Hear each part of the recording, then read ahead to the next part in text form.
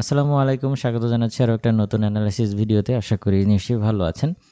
তো গতকালকে আমাদের ফান্ডামেন্টাল ডেটাগুলো ডলারের জন্য পজিটিভ ছিল। বিশেষ করে প্রত্যেকটা ডেটাই আমরা বলতে পারি ডলারের জন্য পজিটিভ ছিল। বিশেষ করে জবলেস ক্লেমসের ডেটাগুলো এবং আইএসএম ম্যানুফ্যাকচারিং পিএমআই ডেটাগুলো, হোম সেলসের ডেটাগুলো, প্রত্যেকটা ডেটাই মোটামুটি ডলারের জন্য পজিটিভ ছিল এবং আমরা দেখেছি যে অপ্রত্যাশিতভাবে এগ্রেসিভভাবে মার্কেটটা ডাউন হয়েছিল।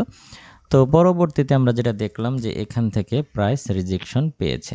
ওকে, এবং এখান থেকে যে প্রাইস রিজেকশন পেতে পারে এবং এই জায়গাটা থেকে যে আবারও পুনরায় প্রাইস বাউন্স করতে পারে, এই বিষয়ে আমি একটা চার্ট অ্যানালাইসিস কিন্তু সেই সময়টাতে আমি আমার টেলিগ্রাম চ্যানেলে দিয়েছিলাম। আশা করি আপনারা সেটা লক্ষ্য করেছেন। তো এই জন্যই আমি সবসময় বলে থাকি যে যারা এখনও আমার টেলিগ্রাম চ্যানেলের সাথে যুক্ত হন নাই তারা আমার টেলিগ্রাম চ্যানেলের সাথে কানেক্টেড থাকবেন যে কোনো সময় যে কোনো ধরনের আপডেট পাওয়ার জন্য। তো যাই হোক, তারপর থেকে আমরা দেখতে পাচ্ছি যে এখান থেকে প্রাইস রিজেকশন দিয়ে ক্রমশই প্রাইস আপ হচ্ছে। এখন দেখার বিষয় হচ্ছে প্রাইস কি এখান থেকে আরও আপ হবে, এই ট্রেন্ড লাইনকে টাচ করবে, নাকি আবারও ডাউন হয়ে নিচের সাপোর্টটাকে টাচ করবে, বা আমাদের ট্রেডিং প্ল্যানই বা কী হতে পারে এই পরিস্থিতিতে। তো এই বিষয়টি নিয়ে এই ভিডিওতে আলোচনা করব, তাই ভিডিওটি স্কিপ না করে শুরু থেকে শেষ পর্যন্ত দেখতে থাকুন। তো শুরুতেই আমরা যদি ইকোনমিক ক্যালেন্ডার দেখি তাহলে আমরা দেখতে পাচ্ছি যে আজকের দিনে বেশ কিছু গুরুত্বপূর্ণ ডেটা কিন্তু রিলিজ হবে। আমরা যদি এই দিকটায় দেখি তাহলে আমরা ক্যাড রিলেটেড কিছু ডেটা এখানে দেখতে পাচ্ছি এবং একই সাথে এখানে হোম সেলসের ডেটাগুলোও কিন্তু আজকে রিলিজ হবে। এবং সবথেকে গুরুত্বপূর্ণ যে ব্যাপারটা, আজকে এই পুরো সপ্তাহ জুড়ে, শুধু আজকে না, পুরো সপ্তাহ জুড়ে ট্রেডাররা বা ইনভেস্টররা যেই ডেটাটার জন্য বা মূলত যে নিউজটার জন্য অপেক্ষা করতেছে সেটা হচ্ছে এইটা।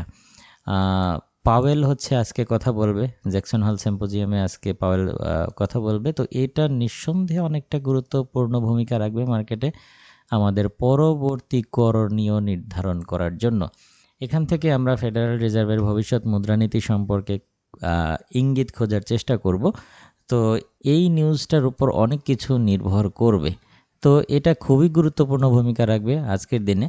তো এটার জন্য আজকে আমরা সতর্ক থাকব। তো এই হচ্ছে ব্যাপার। আর তাছাড়া এখানে যে ডেটাগুলো রিলিজ হবে ওইগুলো নিয়ে খুব বেশি একটা আমাদের চিন্তা না করলেও চলবে। তো যাই হোক, টেকনিক্যালি এখন আমরা যেটা দেখতে পাচ্ছি যে এখান থেকে প্রাইস কারেকশন করছে। তো স্বাভাবিকভাবেই প্রাইসটা আবারও এই ট্রেন্ড লাইনকে টাচ করবে বলেই আমরা প্রত্যাশা করতে পারি। তো সেই হিসেবে আজকে আমরা অবশ্যই বাই খোঁজার চেষ্টা করব। তো আমরা বেশ কয়েকটা পয়েন্ট থেকে বাই খুঁজতে পারি। তো প্রথমত হচ্ছে যে আমরা যদি দেখি যে এখানে বর্তমানে প্রাইসটা যেখানে রয়েছে এটা হচ্ছে 2489। তো 89 বা 90 প্রাইস যদি, গোল্ড প্রাইস যদি এই 2489-90 উপরেই ধরে রাখে তাহলে এটা আবার এখান থেকে বুলিশ হবে। আর প্রাইস যদি 2489-90কে ক্রস করে নিচে চলে আসে তাহলে পুনরায় আবারও এই সাপোর্ট জোনকে টেস্ট করবে।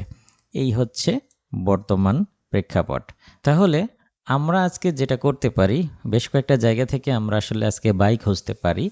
তো প্রথমত হচ্ছে যে আমরা আজকের দিনে বাই করতে পারি যদি প্রাইস পুনরায় এখানে আসে এবং এই জায়গাটাকে যদি মেনটেন করে, মানে এখানে এসে যদি প্রাইস এর উপরেই ধরে রাখে তাহলে এখান থেকে আবারও বুলিশ হওয়ার চান্স রয়েছে। অর্থাৎ এই প্রাইসটা হচ্ছে 2489 বা 90।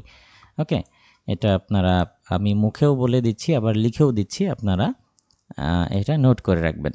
এবং এখানে এসে প্রাইজের রিয়েকশনটা দেখার চেষ্টা করবেন যে মার্কেট এখানে এসে রিয়েক্ট করছে কি, যে এই জায়গাটাকে কি সাস্টেন করবে কি না। প্রাইস যদি সাস্টেন করে তাহলে এখান থেকে আবার বুলিশ হবে।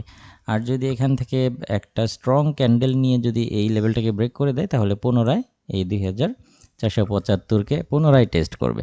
তাহলে আমরা যেটা করতে পারি যে আমরা এখান থেকে একটা বাই নিতে পারি। হ্যাঁ, আবার এই বাইটা যদি ড্রডাউন করে তাহলে আমরা আরও একটা বাই নিতে পারি এই জোনের আশেপাশে থেকে। এবং এই দুটো বাইয়ের স্টপ লস আমরা দিতে পারি হচ্ছে হলো এখানে। ওকে, দুটো বাইয়ের স্টপ লস আমরা এখানে দিতে পারি, এটা রেড কালার করে দিচ্ছি। এবং প্রাইস যদি এই লেভেলটাকে টেস্ট করে তাহলে এখান থেকে আমরা সেল খুঁজতে পারি। যদি এখানে এসে প্রাইস এই লেভেলটাকে রেসপেক্ট করে তাহলে আমরা এখান থেকে আজকের দিনে সেল খুঁজতে পারি। আর স্টপ লসটা থাকবে হচ্ছে এর উপরে। ঠিক আছে, তাহলে আজকের দিনে আমরা এখান থেকে বাই করতে পারি। এটা ড্রডাউন করলে এখান থেকে আরও একটা রিকভারি বাই নিতে পারি এবং এখানে অ্যাসেল রাখতে পারি, এখান থেকে সেল করতে পারি, এখানে অ্যাসেল রাখতে পারি।